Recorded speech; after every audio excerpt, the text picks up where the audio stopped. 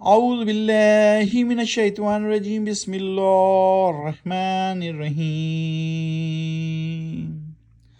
قالوا یا ہود ما جئتنا ببینۃ وما نحن بتارکی آلہتنا عن قولک وما نحن لک بمؤمنین۔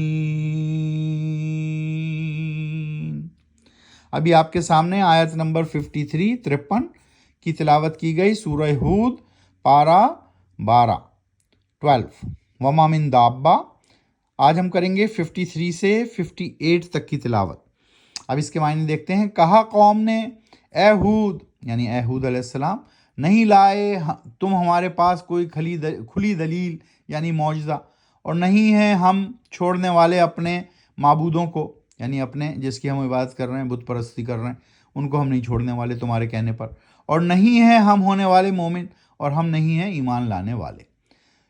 یہ 53 آیت نمبر 53 کا ترجمہ کہ جب ہود علیہ السلام نے اپنی قوم کو پیغام دیا تو ہود کی قوم نے کیا کہا۔ اس صورت کا نام بھی ہود ہی ہے، یہ قوم ہے، یہ ایک نبی کا نام ہے، حضرت ہود علیہ السلام۔ آیت نمبر 54، ان نقول الا تراک بعض آلہتنا بسوء قال انی اشہد اللہ واشہد انی بریء مما تشرکون۔ نہیں بلکہ سمجھتے ہیں ہم کہ تم آ گئے ہو ہمارے کسی الہ کے پھندے میں۔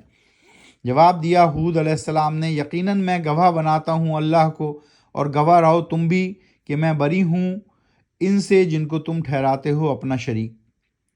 آیت نمبر 55، من دونہ فکیدونی جمیعا ثم لا تنظرون۔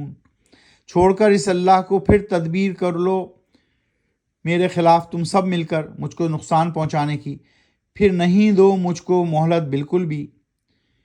56 انی توکلت علی اللہ ربی وربکم ما من دابۃ الا هو آخذ بناصیتها ان ربی علی صراط مستقیم۔ یقیناً میں نے بھروسہ کیا ہے اللہ پر جو میرا رب بھی ہے اور تمہارا رب بھی، نہیں ہے کوئی جاندار مگر وہ ہستی اللہ جو پکڑے ہوئے ہے اس کو پیشانی سے، یقیناً میرا رب ہے صراط المستقیم یعنی سیدھی راہ پر۔ آیت نمبر 57، فَإِن تَوَلَّوْا فَقَدْ أَبْلَغْتُكُم مَّا أُرْسِلْتُ بِهِ إِلَيْكُمْ وَيَسْتَخْلِفُ رَبِّي قَوْمًا غَيْرَكُمْ وَلَا تَضُرُّونَهُ شَيْئًا إِنَّ رَبِّي عَلَىٰ كُلِّ شَيْءٍ حَفِيظٌ۔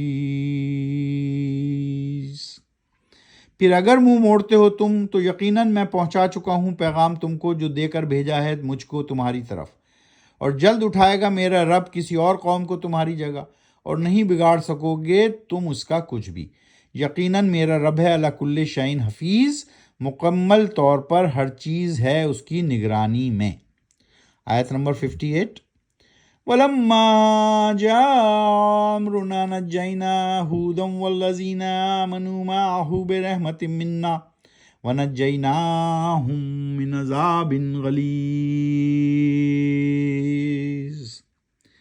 اور جب آ پہنچا ہمارا حکم یعنی عذاب کا تو نجات دی ہم نے ہود کو اور ان لوگوں کو جو ایمان لائے تھے اس کے ساتھ رحمت خاص سے ہماری، اور نجات دی ہم نے ان کو عذاب غلیظ سے یعنی سخت سڑی ہوئی سزا، سخت گاڑھی سزا، عذاب غلیظ۔